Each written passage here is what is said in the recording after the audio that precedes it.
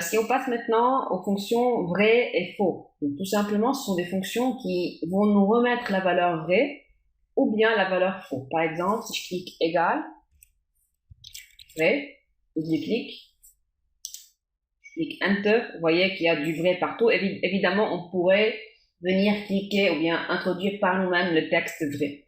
Pareil pour la fonction faux. Donc, je peux venir directement lui dire d'introduire la valeur faux.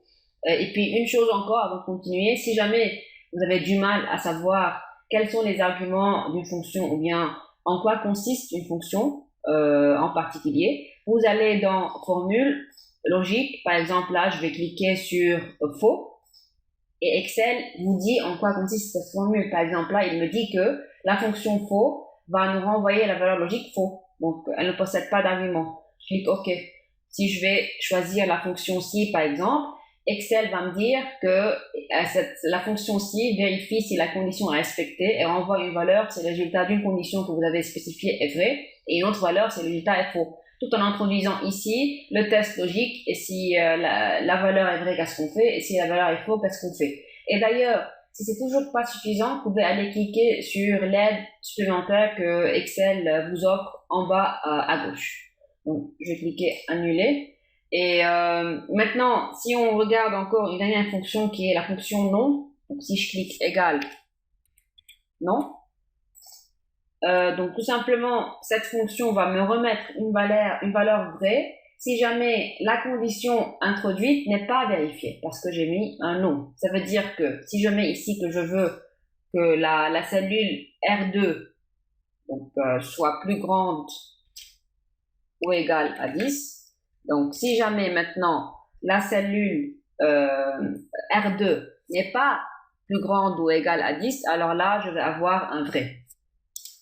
Donc voilà, vous voyez bien que par exemple ici, le 9 n'est pas plus grand ou égal à 10, donc j'ai un vrai. Alors que ici, j'ai le 19 qui est plus grand ou égal à 10, donc c'est un faux. D'ailleurs, on peut utiliser les fonctions si et non en même temps.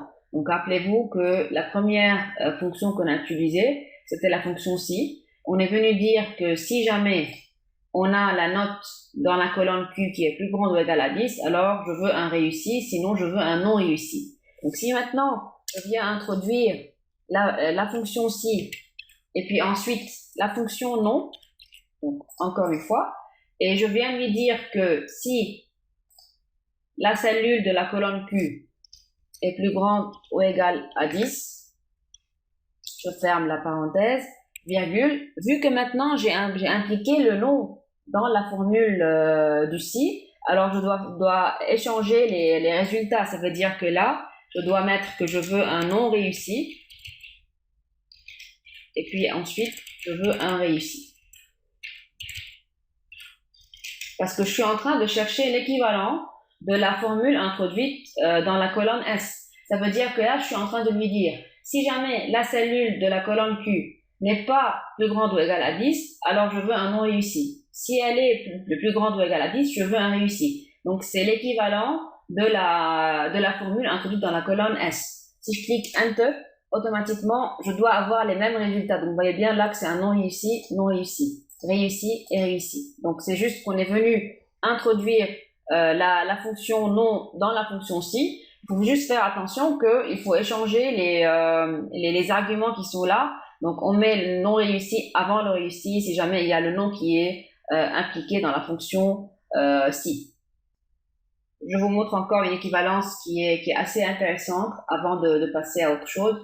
Si par exemple, j'introduis ici, encore une fois, la fonction si, double-clic, je lui indique que si jamais la cellule R2, donc la cellule de la colonne R, est différente de 20, pour dire que une cellule est différente d'un terme, on introduit tout simplement l'opérateur qui est là, donc c'est le plus petit et le plus grand, l'un à côté de l'autre, virgule, donc n'a pas obtenu un 20, virgule, a obtenu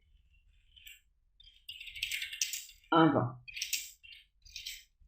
Donc là, je suis en train de dire que si jamais la cellule dans la colonne R4 est différente de 20, alors l'étudiant n'a pas obtenu un 20. Si oui, il a obtenu un 20.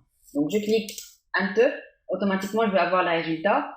Et évidemment, rappelez-vous qu'on peut venir faire un double-clic entre les deux colonnes Y et Z pour avoir une largeur rectifiée de notre colonne. Vous voyez bien que par exemple ici, j'ai un 20, Excel a mis que a obtenu un 20 selon l'argument que je lui ai fait entrer.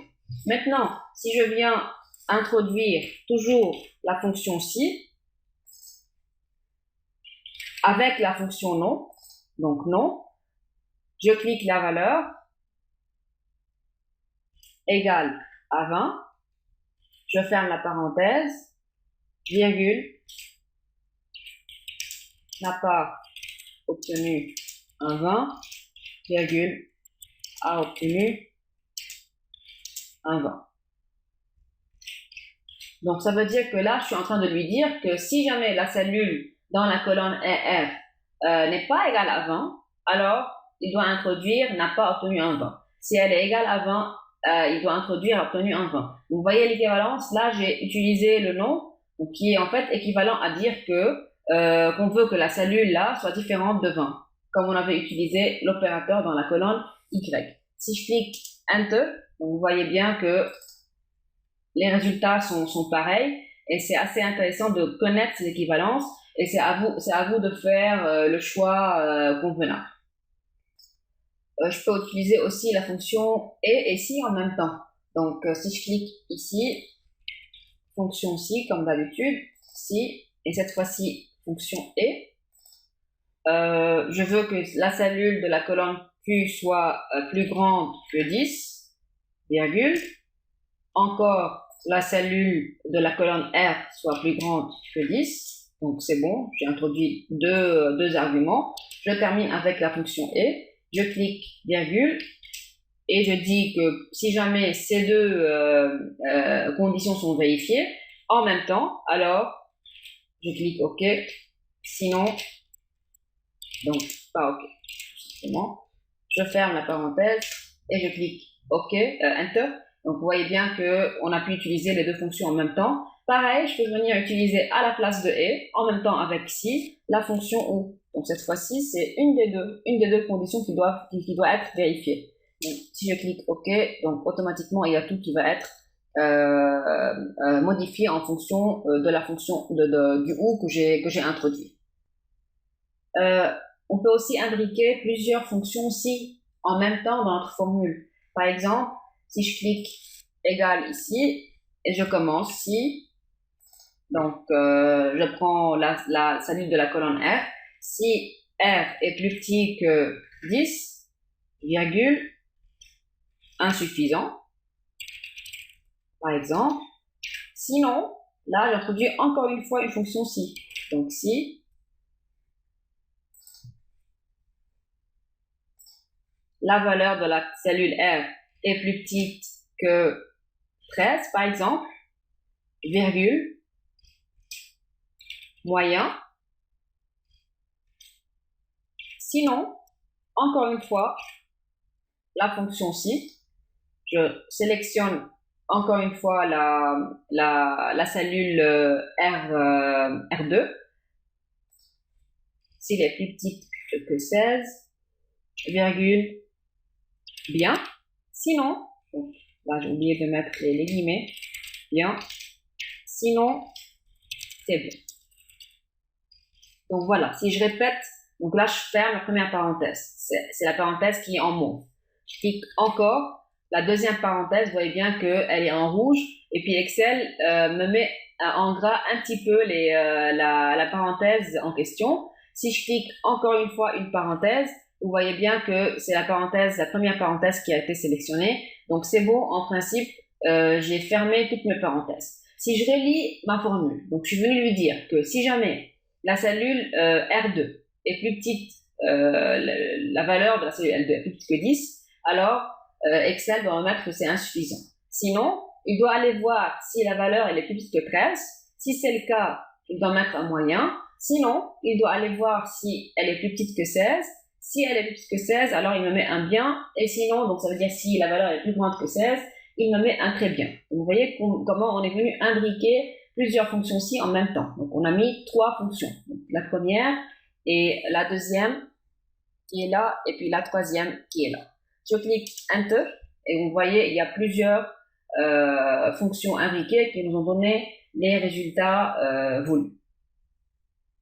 Donc voilà, on a vu dans cette vidéo plusieurs fonctions logiques, des fonctions si, et, ou, vrai, faux et non. On a vu aussi qu'on peut utiliser plusieurs fonctions en même temps, que ce soit le si avec le et, le si avec le ou, le si avec d'autres fonctions si aussi, donc des fonctions imbriquées en même temps.